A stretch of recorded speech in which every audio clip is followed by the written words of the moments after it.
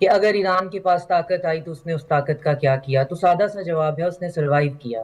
جب اس پہ سینکشنز لگیں تو اس کے پاس ڈسپلن نہیں تھی، ان کے پاس ہسٹری ہے کہ وہ بغیر انستھیزیا کے آپریشن کرتے رہے، اور کہاں وہ جو ہیں وہ آئسوٹوپ بنانے تک جو ہے کینسر ٹریٹمنٹ کے پہنچے۔ اب اس طاقت کا انہوں نے کیا کیا؟ اس طاقت نے جنرل قاسم سلیمانی جیسا انسان پیدا کیا جس نے ایک نئی ڈاکٹرائن بنائی کہ ہمارے پاس نہ اتنا اسلحہ ہے نہ اتنی پاور ہے، تو ہم کیا کریں؟ ہم خود کو انسولیٹ کریں نان ایکٹر جو ہیں وہ اپنے الائنسز بنا کر۔ تو یہ ہر انسان کا بھی، انڈیویجولی بھی، اور ایک ملک کا بھی حق ہے کہ اگر آپ کو جو بھی راستہ ملتا ہے، جیسے ہی وہاں انقلاب آتا ہے ان پہ سینکشنز ہیں۔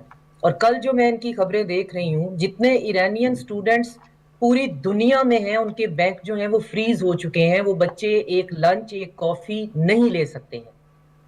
یہ اتنی ظالم جو ہے، اس کے ساتھ جو ہے ہمارا مقابلہ ہے طاقتوں کے ساتھ۔ اور اس میں پھر ایران کے پاس ہم کس طاقت کی بات کر رہے ہیں؟ ایران کے پاس صرف سروائیو کرنے کی طاقت تھی، اس کے علاوہ اس نے کیا کیا؟ اور جہاں تک بات یہ ہے کہ اگر اس کے پاس طاقت ہم فرض کر لے آ بھی گئی تو وہ پھر گو ود دا فلو کیوں نہیں گیا؟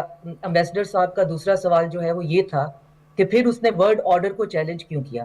تو بات یہ ہے کہ ہم ورلڈ آرڈر کو، میں ورلڈ آرڈر کو ہی تو چیلنج کرنا چاہ رہے ہیں، کیونکہ وہ سبجیکٹو ہے، وہ ریلیٹو ہے، وہ انکلوسیو نہیں ہے۔ چائنا جو ہے وہ کیا چورن بیچ رہا ہے کہ نیا ورلڈ آرڈر ہے کیا؟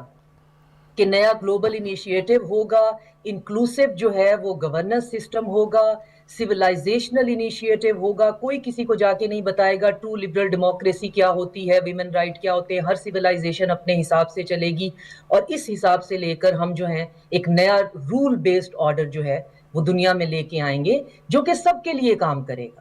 اس میں یہ نہیں ہوگا کہ ویسٹ کو جو سوٹ کرتا ہے، جس کو وہ سٹرکچرلی اپنا دشمن بنا لیتا ہے، آپ اس پہ چڑھ دوڑیں گے اور باقی سب جو ہیں وہ ایڈنگ اور ابیڈنگ میں لگ جائیں گے۔ کیوں؟ کیونکہ وہ پرانے ورلڈ آرڈر کے بینیفیشری ہیں یا اس سے ڈرے ہوئے ہیں، جیسے کہ ہم ہیں۔ ہم ابھی فی الحال دونوں کے درمیان میں ہیں کہ ہم نے ادھر جانا ہے یا ادھر جانا ہے۔ دوسرا پوائنٹ یہ ہے کہ یہ جو نیگوسیشن ہے، ہمیں ہسٹری نے بتایا، ہم یوگوسلاویا ہم سے بہت پیچھے نہیں جاتے، یوکرین، یوگوسلاویا اور اس کو دیکھ لیتے ہیں۔